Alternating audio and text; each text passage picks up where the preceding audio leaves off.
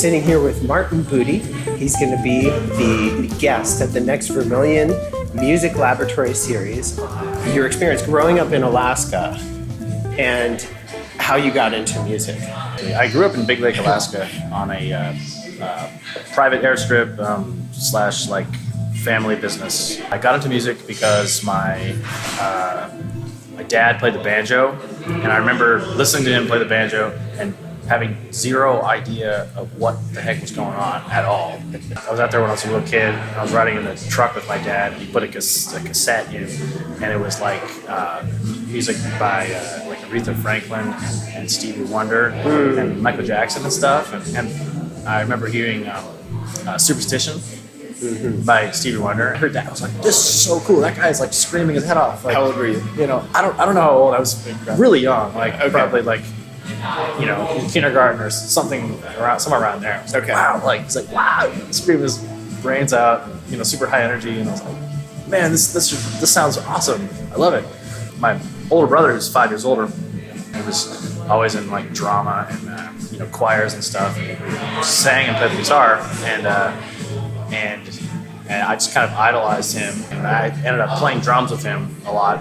First, I was playing, you know, like hand drums. He'd sing and play the guitar, and we'd play at farmers markets and just at family events and stuff. I was just like really excited about music, you know, because it wasn't there. You know what I mean? It wasn't there, and I was like I was in a world of like planes and like people that were mechanics and really grumpy and like just. I was like, I just want to play music. I just want to hear music.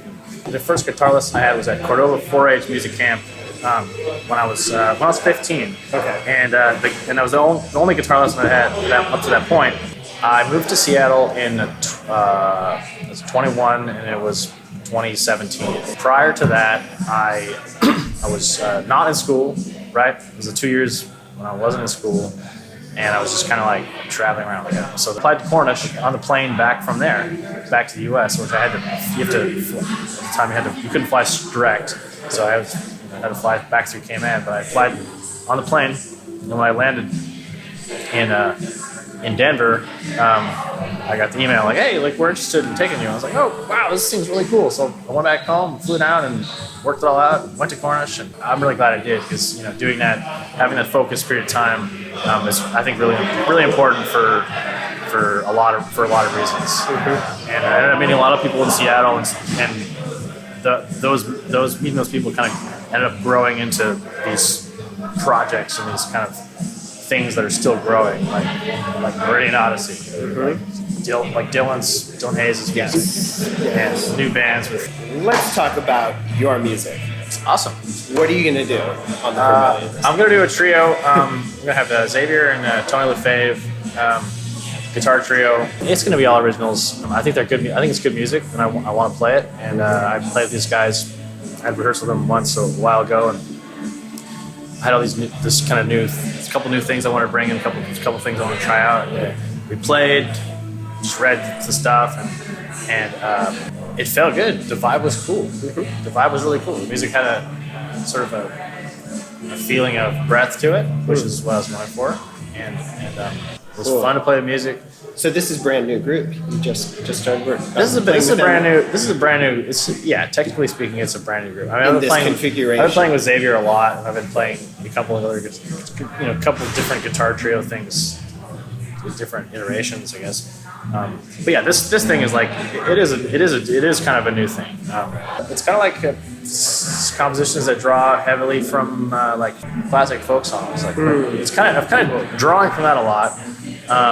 But then using certain contextual elements of modern jazz guitar trio stuff, or modern music in general. I'm trying to take things that are very solid and very simple, and use that as a template to expand upon and improvise upon.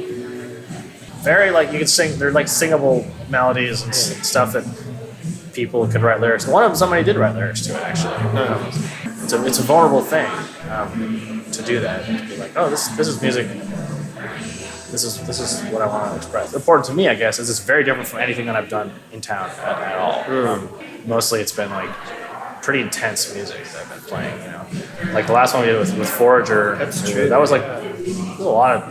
I mean, it's just like free sections, a lot of like notes, edgy stuff. Yeah, you know, right. and the stuff I do with other people is like oftentimes like a lot of chord changes, a lot of. Radiant Odyssey A lot of is stuff. also really hard driving. It's hard driving, yeah, Yeah. but that's really fun. And that group I really love because it's incorporating so many different elements in a really cohesive fashion, and everybody that plays in it is great at what they do, you know, musically. They're great instrumentalists, great composers, and I love playing with them because it's like the compositions just have a certain intensity, you know, that sort of occurs sometimes, and like the gig we played at the Royal Room for the Earshot Festival was like.